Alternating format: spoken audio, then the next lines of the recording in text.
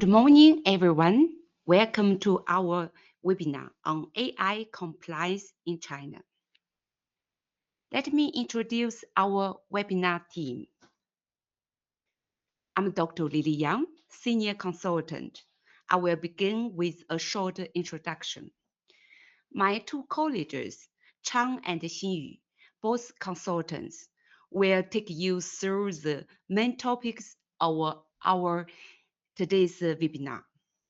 Let me begin with this introduction. China has become one of the world's leading AI markets and introduction ecosystems for international companies. This creates significant opportunities to use AI in products, services, and international business processes. However, the key question is not only what is technically possible, but also what is legally and practically permitted. China's approach to AI governance differs from both the European Union and the United States. Technology and industrial application are actively promoted in China, while governance and regulation are developing at the same time. For companies, misunderstanding these requirements may lead to delays, additional costs, or obstacles when an AI system is deployed in China. This, bring, this brings us to the main question of today's webinar. What compliance requirements does the Chinese government impose on companies using AI? And what do these requirements mean in practice for the deployment and use of AI systems in China?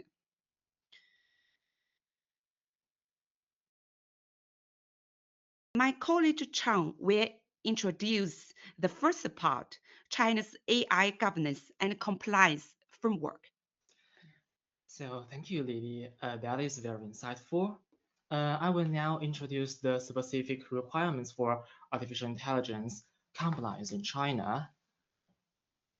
So if you want to deploy your AI service in China, you cannot avoid the filing obligation.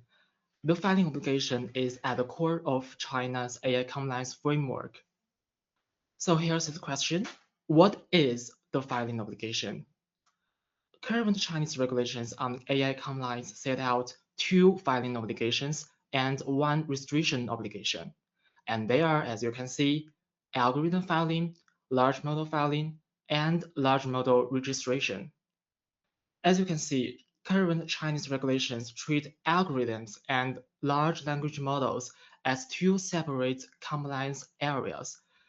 And I will explain the reason later. The first filing obligation is algorithm filing. So which algorithms need to be filed? There are 5 categories you can see on the slides, and they are content generation algorithm, personalized recommendations, curations and ranking, search and filtering, scheduling and decision making. So in fact, algorithm filing was not created specifically for AI compliance. However, in China, AI itself is defined as technology that uses deep synthetic algorithms and also has search, filtering, and autonomous decision-making functions. Therefore, the AI falls within the scope of algorithm filing. In that case, if your company has AI service and it needs to be deployed in China, you need to do algorithm filing. The second filing obligation is large model filing. If you only look at the name, you might think that only big tech companies such as Alibaba or OpenAI that develop large language model need to do this. However, China's large model filing obligation has a broader scope. It includes not only in-house deployment, but also training, fine-tuning, and secondary development of large models. This means that you may need large model filing even if you did not develop a new model yourself and only fine-tuned an existing model. As for the documents needed, you need to submit a security assessment report. And this report covers many areas. We will discuss the specific requirements later. And in addition to those two filing obligations, there is registration obligation called large model registration. This is actually a lighter form of filing. If your AI service only uses a third-party model that has already been registered in China, and you haven't modified the model, then you only need to register your AI service to the authorities. So here's another question. How do we decide whether your AI service needs large model filing or large model registration? As you can see, I have listed two criteria here. If you only use a third-party model and do not conduct any secondary development or modification, the AI service falls under registration. If you fine-tuned, trained, or uh, continuously develop the model or even disturb the model, then that will be considered as a modification. In that case, the stricter large model filing is needed.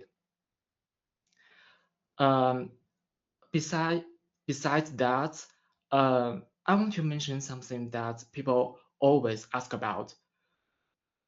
Things like prompt engineering, RAG, applying additional filtering or supervision mechanism will normally be considered as no adjustment.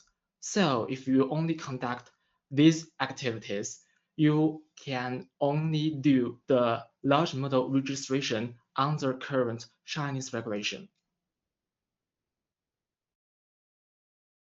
Our experience shows that European companies usually do not use large model directly without any modifications. They normally train it further to meet the business needs better. So in that case, this often falls within the scope of large model filing. We recommend to keep detailed records of deployment work. The algorithm involved should be checked, and methods like fine-tuning or distillation will also need to be determined. This would help to identify which filing approach is applicable when deploying in China.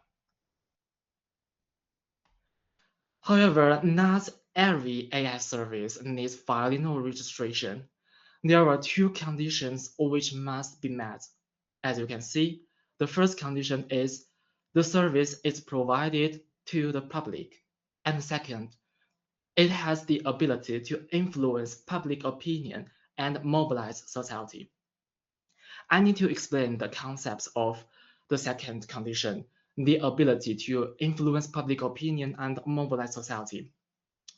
According to relevant documents from China's Ministry of Public Security, this concept is defined as the provision of chat groups, public accounts, sharing short videos, or information sharing functions. This sounds really irrelevant or really narrow, but I should point out that this concept is actually broader than we might expect. Like, for example, you can see the term information sharing here. It actually covers a broad range of activities.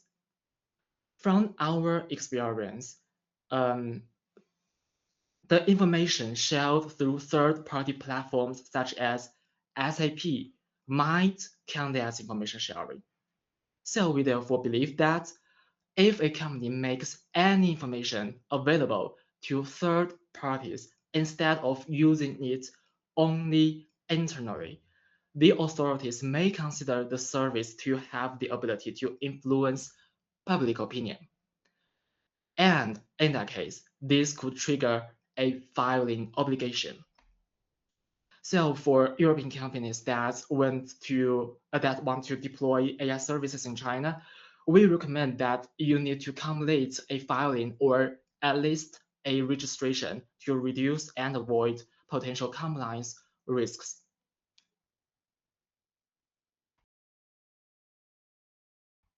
So the next question is who to file.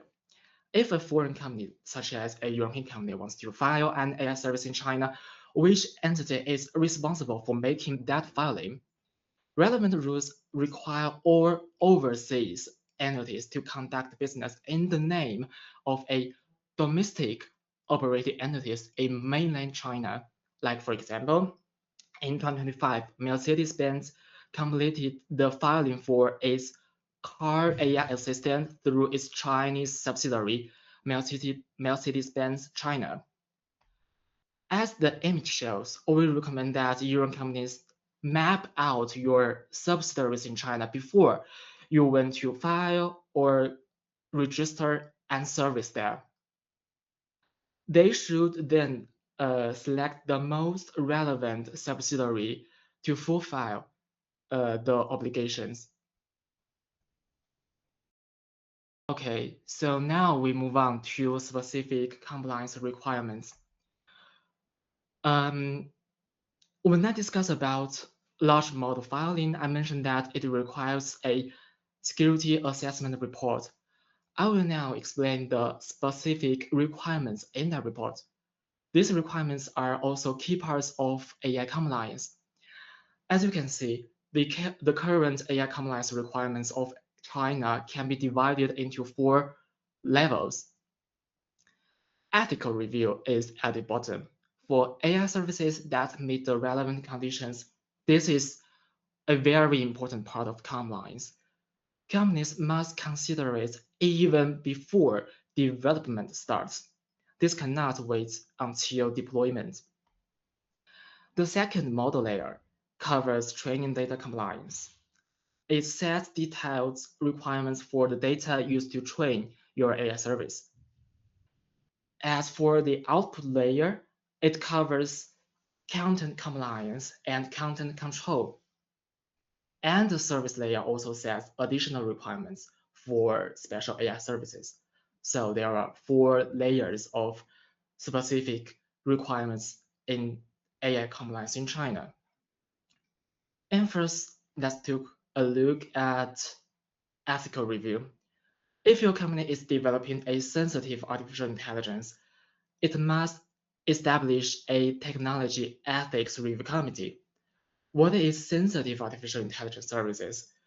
It mainly covers the following 3 cases, as you can see in the left.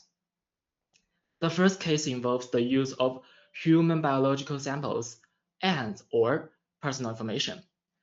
I believe this point is very important because if your company uses or plans to use personal data as training samples for AI, the authority may consider the activity sensitive. The second case involves the use of laboratory animals. And the third case is actually a catch or provision. It covers other AI development activities that may pose a challenge to life and health, the ecological environment, public order, or domain sustainability.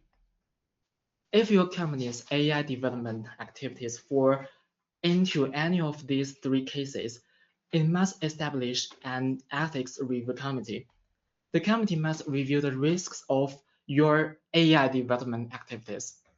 If it is considered high risk, then outside experts must conduct a further review for your AI services, and the development must be registered on a national platform. So there are 3 cases which are considered high risk, and they are human-machine integration system, highly autonomous decision-making system, and algorithm capable of mobilizing public opinion and shaping public awareness. Of all of these three, I think the second and third are rather important. Many AI services that companies use today can make decisions independently.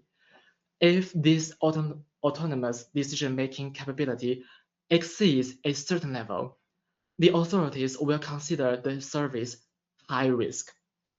The regulations do not currently define this threshold in detail about what is high risk. So this actually creates a potential compliance risk. The third point, the algorithm capable of mobilizing public opinion and shaping public awareness, this is even less clear. We have to say that the concept of the third point is actually very vague. So we can infer that the authorities might intentionally leave themselves some room to interpret it. This creates a large gray area. So for this reason, we strongly recommend that companies determine whether the deployment activities involve ethical risks before they begin any AI development that is planned to be launched in China. For example, you need to check whether your activities could affect public order or fundamental human rights. Um, you cannot wait until the development and the deployment is started in China. Okay, so that is the first thing about ethical review. And now let's move on to a more specific level. So if your company is now developing an AI service, training data compliance needs specific attention of yours. As we can see, Chinese regulations impose four vague obligations on training data. For example, the data must come from lawful sources, and companies must respect IP rights. The more measurable criteria actually comes from national standards. I will explain these standards in the order in which the data is collected. So in the first, before you obtain data from a source, you must conduct a security assessment of that source. If a source contains 5% or more illegal or harmful information, you must not obtain data from it. And after you obtain that data, you cannot use it directly for training. You must identify, clean, filter, and deduplicate legal and harmful information again. And for personal information, it must be masked or be de-identified. Also, you must prevent data poisoning and data tampering. That means you must ensure the malicious samples do not enter the training dataset. If data needs to be labeled, the labeling rules also must be very clear and actionable. For all these four requirements, you can conduct assessments itself or engage a third party to conduct them. And there is, of course, some special data such as biometric information. And for them, um, they require separate consent. If your AI service includes functions such as facial recognition or voice recognition and uses the relevant biometric information for training, you need a separate consent mechanism. From our experience, many foreign companies have actually overlooked China's requirements for training data compliance. So we strongly recommend to conduct a compliance review for the training data during the training process. And now let's move on to another layer, the content compliance layer. So the generated content also faces very strict compliance requirements because risk control for AI-generated content has always been one of the Chinese authorities' main priorities. This is therefore the largest and the most complex area of compliance. First, as you can see in the left, the risks from generating content are defined as 31 specific security risks. They can be grouped into 5 main categories, and they are, as you can see, content that violates core social values. And the second is discriminatory content. The third is illegal commercial activities. Fourth, infringement of legitimate rights and interests of others. And five, inaccurate content from specific services. And all of these 5 requirements are very specific, and a content test is necessary to prevent these 5 categories of risks. First, AI-generated content must undergo random sampling inspections, and the pass rate must be at least 90%. This means that at least 90% of all sampled content must be free from the 5 categories of security risks. But how should companies conduct random sampling inspections? So first, you need to prepare a question bank, yes, by yourself. The question bank is used to test the AI service. The service answers the questions in the bank that you provided, and the company checks the quality and the risks within the answers. So the question bank must have the following distribution of questions. For the risk categories A1 and A2, as you can see in the left, at least 50 questions must cover these 2 categories. And for the remaining 3 categories, each category must have at least 20 questions. And besides the first content test, companies must also conduct a bi-directional rejection test. The company must also provide a question bank for this test, the bi-directional rejection test. And the bi-directional test checks whether the AI can identify and refuse to answer questions that involve the 5 risk categories I mentioned above. These are what we call the red lines. You cannot go across that.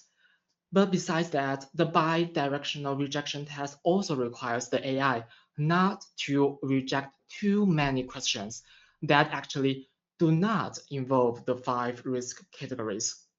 So there are 2 different tests and they aim at different goals. And in the end, during the day-to-day operations, companies must also maintain a keyword blocking database with at least 10,000 entries, and it must be updated regularly.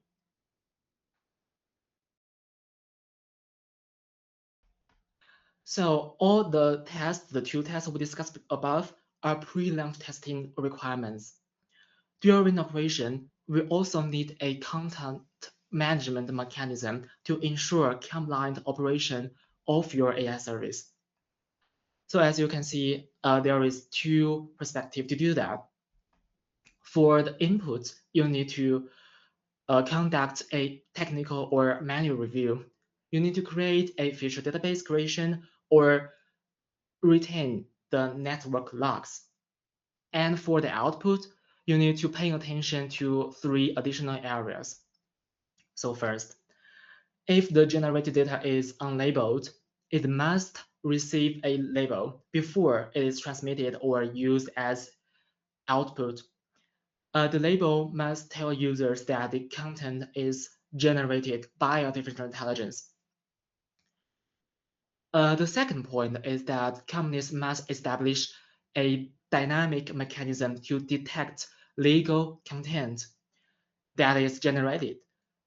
If the system detects illegal content, it must stop generating content immediately. So your company must also design an emergency process to optimize the model and report the incidents to the competent authorities. And for the user side, you also need to establish a process to detect illegal conduct by users. If the system detects that a user is using an AI service for illegal conduct, the company must issue a warning and then restrict functions or actually terminate your service. And when you apply all these measures, you must retain the records and complete the corresponding report for the future compliance reviews.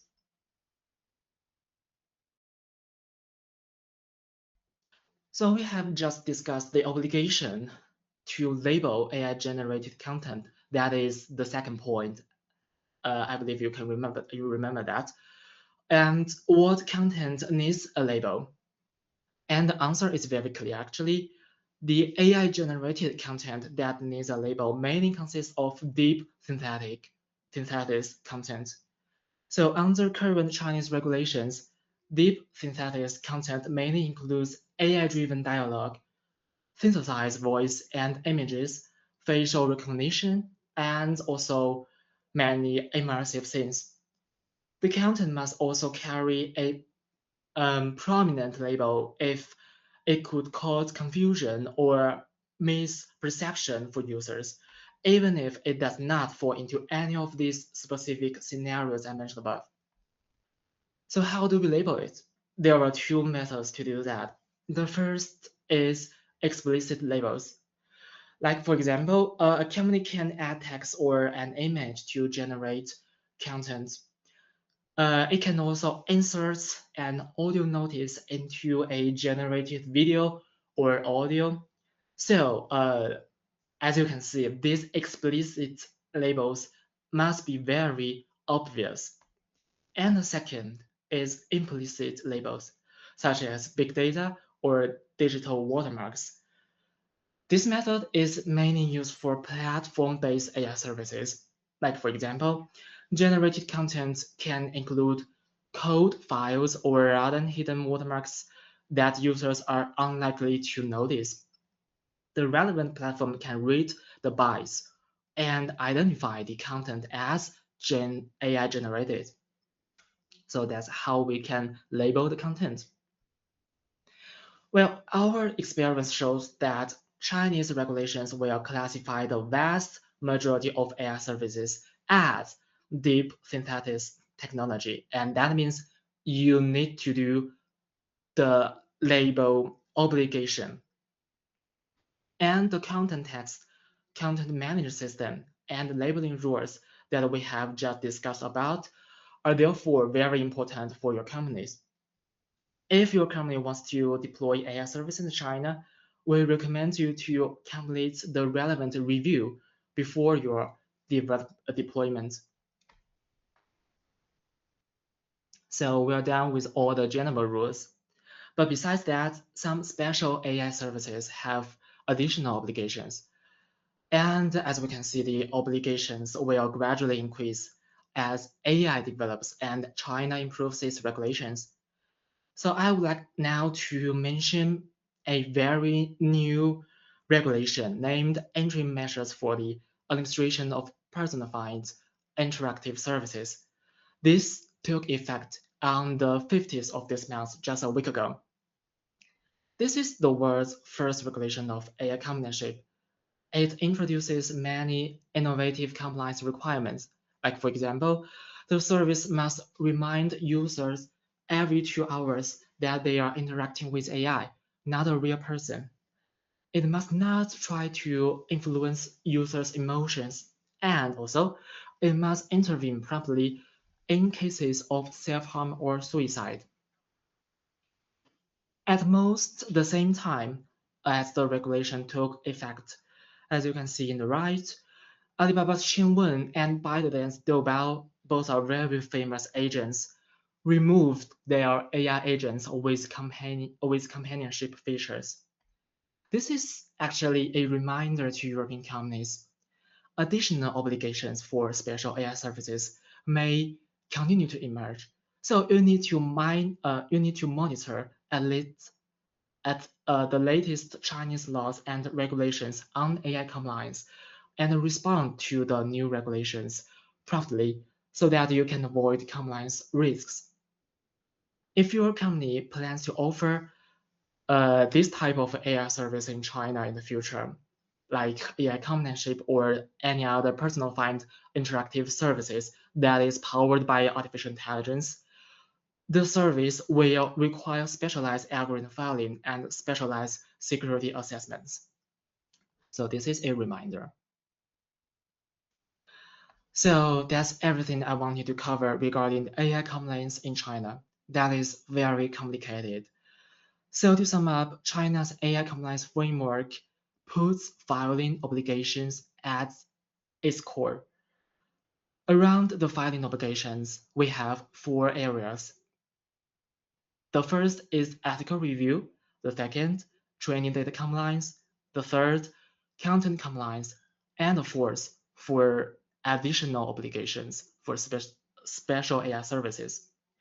These four areas form China's AI compliance mechanism. But beyond all these four areas, we must also remember that traditional data compliance and cybersecurity are also equally important parts of AI compliance. My colleague Xinyu will now introduce this part. Thanks, Chen. Hello, everyone. In this session, I will be covering data compliance and cybersecurity requirements for AI development in China. When companies bring AI products into the Chinese market, one of the biggest questions is where is the data stored, how is it transferred, and how is it protected? If all data stay inside China and is stored locally, there are generally no additional cross-border data transfer requirements. However, if your headquarters are outside China, your cloud infrastructure is overseas, or your technical support team is located abroad, data may leave China during normal operations, or you may simply want to transfer data from China to another country as part of your business. In other cases, cross-border data transfer rules come into play. So let me give you a few examples. One, a user in China types a prompt into your AI system and it's sent to a server outside China to be processed. That's a cross-border data transfer. People often ask, what if it's encrypted? Encryption protects the data, but it doesn't change the fact that it left China, so it still counts. Two, your system logs, telemetry, or usage data get sent back to headquarters in Europe, also a transfer. And watch out here, a lot of AI systems use open source components that quietly upload logs in the background, so the data can leave China without you even know. Three, someone outside China remotely logs in and views data setting on a server in China. The data never moves, but that remote access still counts. Four, an employee flies between China and Europe with technical documents or business data on their laptop. That can fall under the rules too. So for those transfers, China gives you three routes. The first is the security assessment, the very, very strict one run by the Cyberspace Administration of China for large-scale transfer or anything involving important data or a certain amount of sensitive personal data. The second is the standard contract. You sign a government template and file it. The third is the certification issued by a qualified body in China. Which one applies depends on the specifics, how much data, whether important data is involved, the nature of the transfer. The starting point is just knowing which of the three you are in. Two things here are easy to miss. First, the threshold is measured across the whole company, not system by system. Second, different data carries different threshold, and for sensitive personal information, it's much lower. Once you transfer the sensitive data of more than 10,000 people, you need a security assessment. And for important data, the amount doesn't matter. A security assessment is always required, and it can only go overseas if the assessment finds no risk to national security or the public interest. And if your company is classified as a critical information infrastructure operator, then any cross-border transfer of personal information or important data has to go through a security assessment.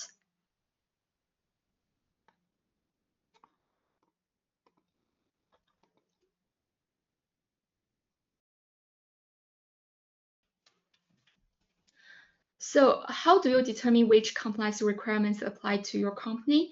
The first step is carry out a compliance assessment using a structured checklist. Instead of starting with legal provisions, you start with business questions that are linked to the legal requirements. For example, what types of data does the system process? How much data is involved? Who can access it? Where can it be accessed from? And where is the data stored? The data can then be classified into different categories, such as personal information, sensitive personal information, and non-personal data. This classification is the starting point for almost every compliance assessment in China.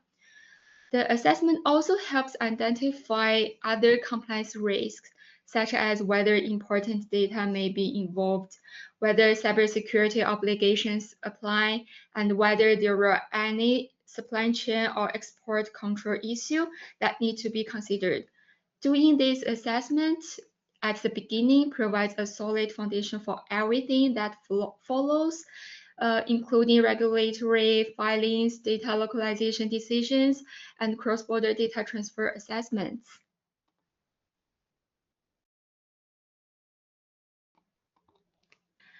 Once we've completed the checklist, the next step is to map the entire data flow.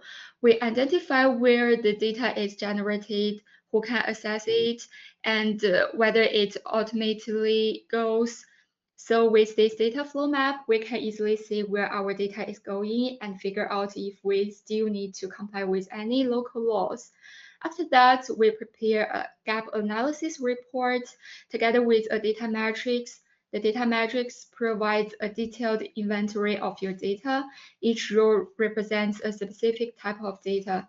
For example, employee names, email address, or IP addresses. For each data field, we assess whether it is sensitive, why it is processed, where it is stored, whether it is transferred outside China, and which compliance mechanism applies.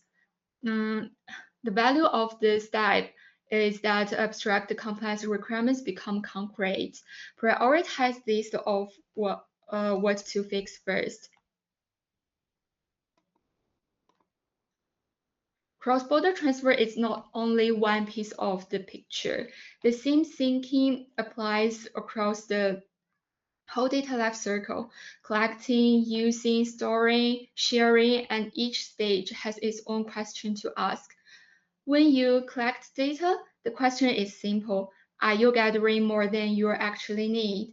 That's the idea of data minimization. When you use it, the privacy notice has to be honest, that it actually tells users that their data is being processed by AI, that is going overseas, who's receiving it, and how they can access their rights. If it doesn't, it needs to update. There's one step at this stage that's really important, and it's also the one people most often overlook. The Personal Information Protection Impact Assessment, called PIPIA. Under Chinese law, you need to conduct a PIPIA before processing sensitive personal information, using automated decision-making and transferring personal information overseas. If you skip this step, you can be ordered to correct it and may also face penalties. When it comes to data storage, there are really two questions to ask. First, how long do you keep the data? Second, can you delete it when someone asks you to? The best way to manage this is to have a clear data retention schedule for each type of data. And when you share data, you could maybe your cloud providers, your model providers, the people doing your data labeling, they all needed to be documented and checked. And in these sectors that deal with important data like automotive, there were industry-specific catalogs and cross-border rules, each with their own filing deadlines. These are easy to miss, so they are worth keep a close eye on.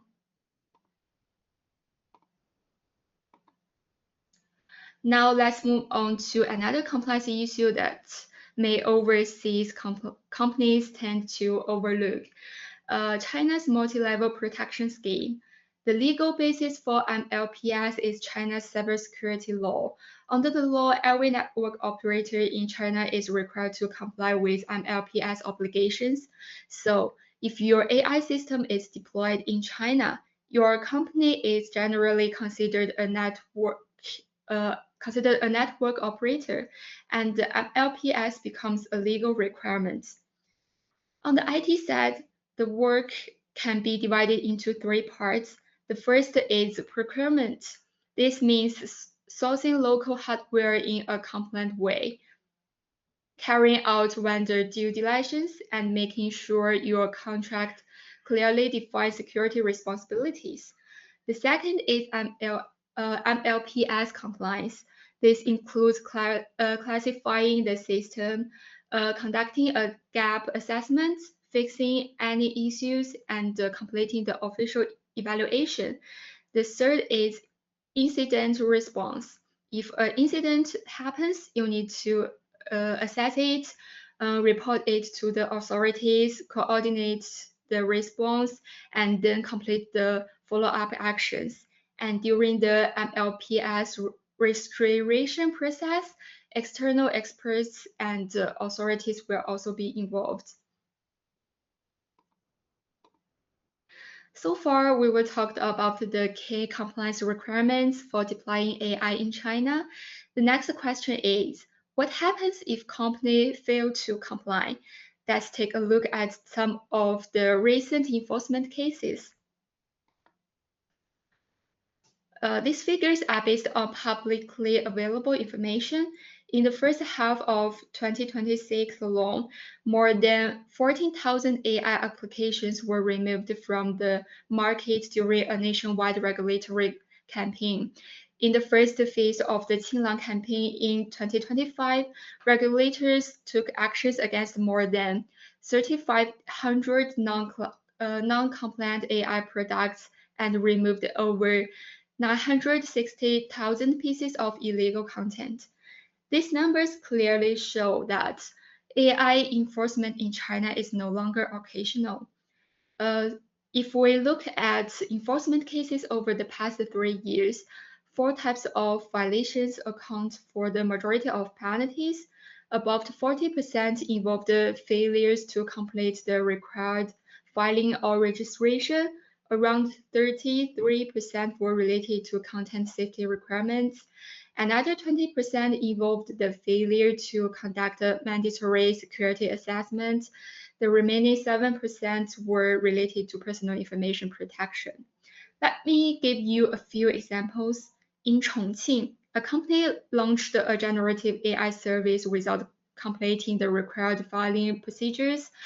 The regulators ordered the company to immediately suspend the service.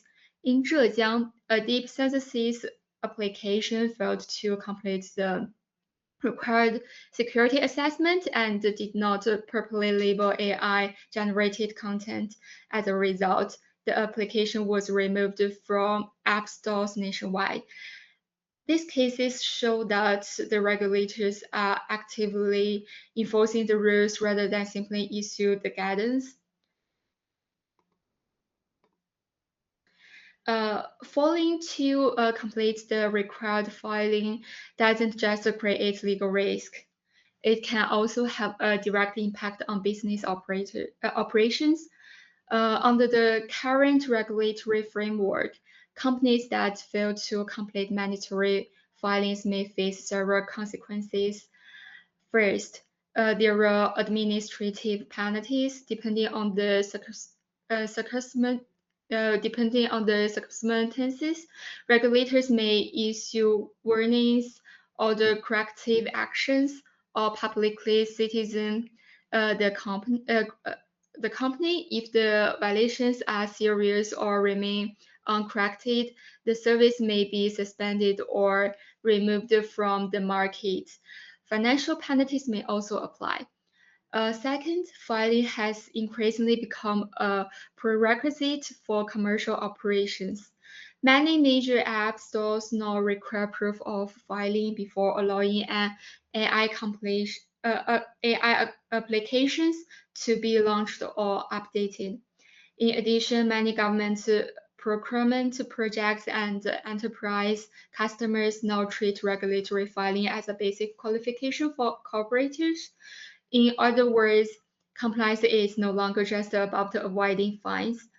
For most companies, the biggest risk is business disruption. If your product is removed from App Store, updates are blocked, or users lose confidence in your service, the commercial impact can be far greater than any financial penalty.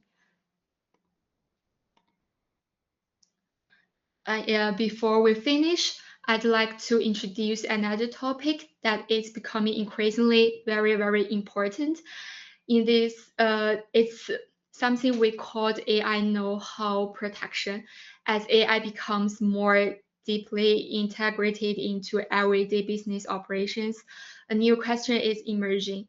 How do companies protect the knowledge that AI accumulates over time?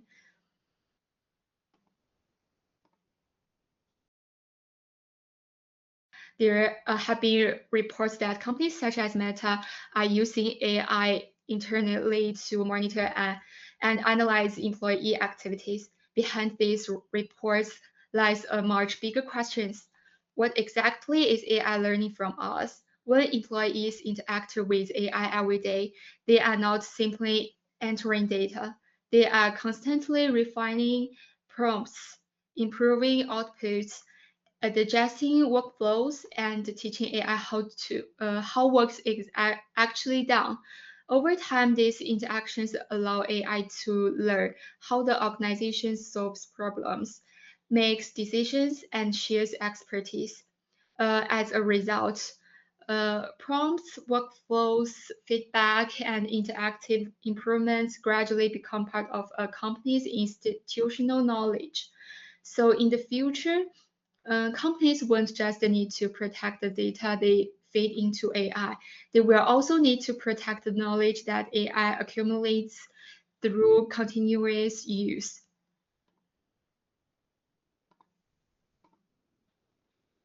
For European companies deploying AI in China, this means AI governance needs to be reviewed from a new perspective.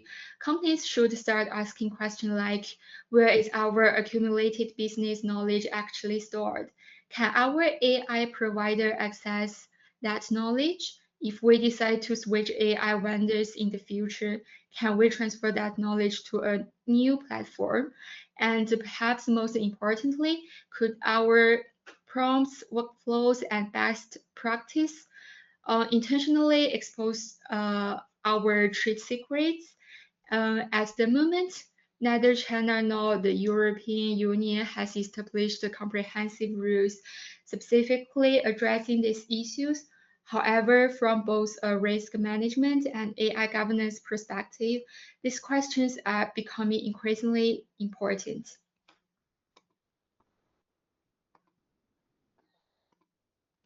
Based on our experience, we recommend that companies begin putting governance measures in place now. First, classify different types of AI-generated knowledge according to their level of sensitivity. Second, avoid concentrating all of your company's knowledge in a single large language model.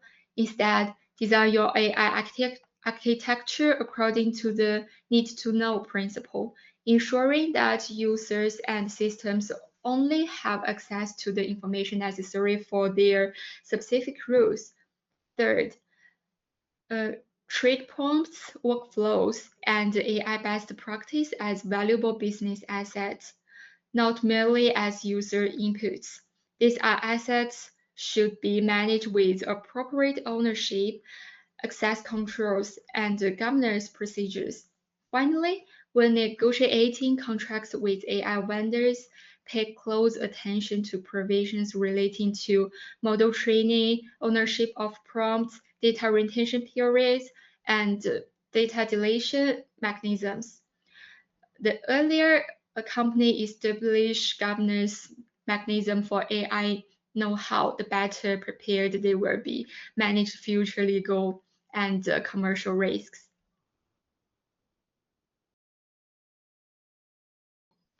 Finally, I'd like to briefly touch on where AI regulations in China is heading. Over the past few years, we will see new AI regulations introduced almost every year. The overall trend is clear. The regulatory framework is becoming increasingly detailed and continues to evolve alongside advances in AI technology. Looking ahead, we believe the next major complex topic will be AI agents. As AI moves beyond conversation and beings carrying out tasks autonomously, planning, making decisions, calling external tools, and executing actions, new regulatory questions naturally arise. For example, what are the boundaries of autonomous decision making? How should data flows between different AI agents be monitored and controlled? Who is responsible when an autonomous agent causes harm? We are already seeing regulators begin to focus specifically on AI agents. This is a rapidly developing area, and it deserves a detailed discussion of this own. In our next webinar, we will take a closer look at AI agent compliance and governance. It will be held on October 22nd. We hope you will join us again. Thank you very much for your attention. And now, if you have any questions, feel free to ask.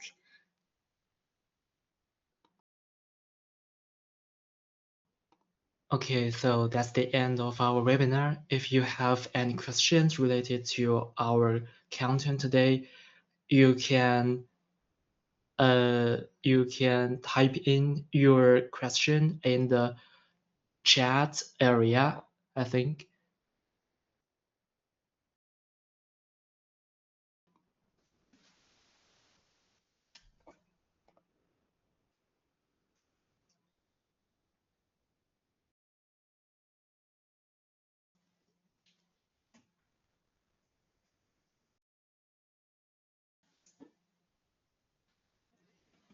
Okay, so for now, I can see one question.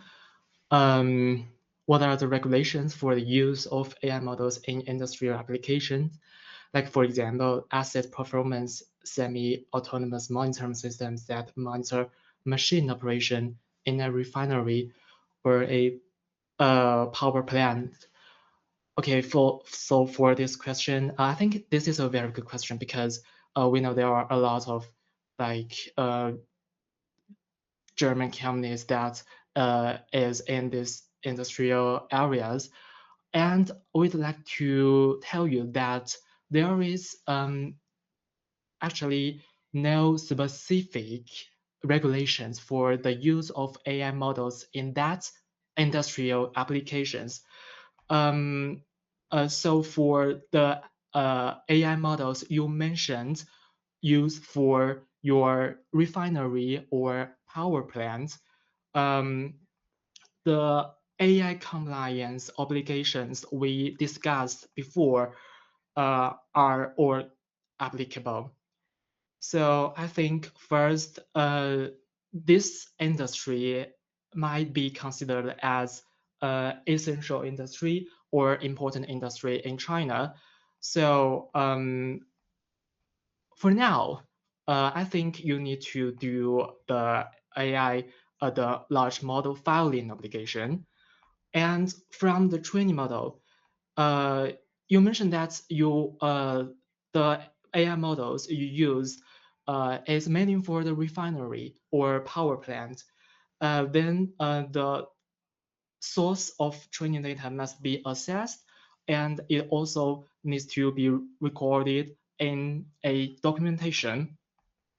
And from the content side, we also need to analyze which content will you generate, and whether ethical risks will be identified in this application. So we really appreciate that you mentioned this question, and if you want to know more information, you can email us, and we can discuss about that later. Thank you very much for your question. And are there any more questions? Yeah, this is a very interesting topic. And I have to say this is actually a very new field of compliance because, artificial intelligence is actually very new everywhere. So in China is also a very innovative and a very new compliance area. So the regulations will be updated very fast. So we recommend you to to focus on the latest news or latest information about the Chinese regulations and laws. Okay, so for now, I think there is no further questions. It seems like our webinar is very clear. So thank you all for your participation. We really appreciate that. And we hope you a very nice day. And if you have further question about your AI services or any questions about AI Compliance China, you can contact us with the email address that is shown in the screen. Okay, thank you for your participation, and that is the end of our webinar.